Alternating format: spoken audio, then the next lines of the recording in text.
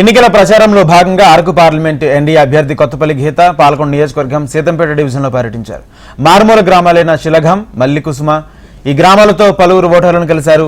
మద్యపాన నిషేధం చేస్తారని అధికారంలోకి వచ్చిన వైసీపీ తర్వాత నాసిరకం మద్యం సరఫరా చేసి వారి ద్వారా సుమారు 35 లక్షల మంది అనారోగ్యం పాలయ్యారని ఆమె విమర్శించారు.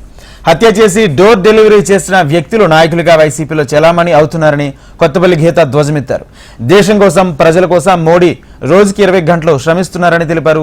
గిరిజనులకు న్యాయం జరగాలంటే ఎన్డీఏ బలపరిచిన కూటమికి ఓట్లు వేయాలని కొత్తపల్లి గీత కోరారు.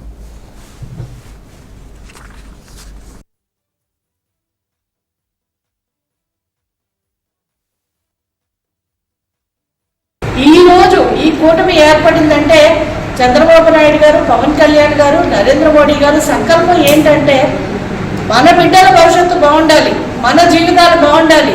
కేంద్ర ప్రభుత్వం ఏదైతే సొంత ఇల్లు ఇస్తుందో ఆ ఇల్లు మనకు అందాలి.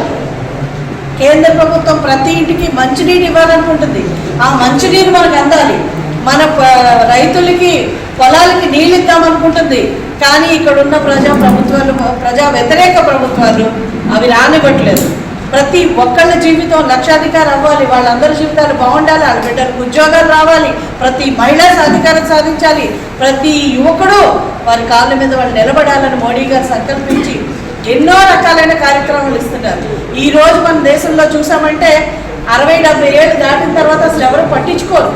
అట్లాంటిది 70 సంవత్సరాలు దాటిన ప్రతి ఒక్కరికి ఆయుష్మాన్ భారత్ ద్వారా 5 లక్షల ఇన్సూరెన్స్ ఇస్తున్నాడు ఆయన. ఎందుకంటే ఏదన్నా వ్యాధులు వస్తే కుటుంబానికి కూడా భారం కాకూడదు. 5 లక్షల ఇన్సూరెన్స్ వస్తే వారు ఏ సమస్య వచ్చినా వాళ్ళ హాస్పిటల్కి వెళ్ళి పరిష్కారం చేసుకోవచ్చు.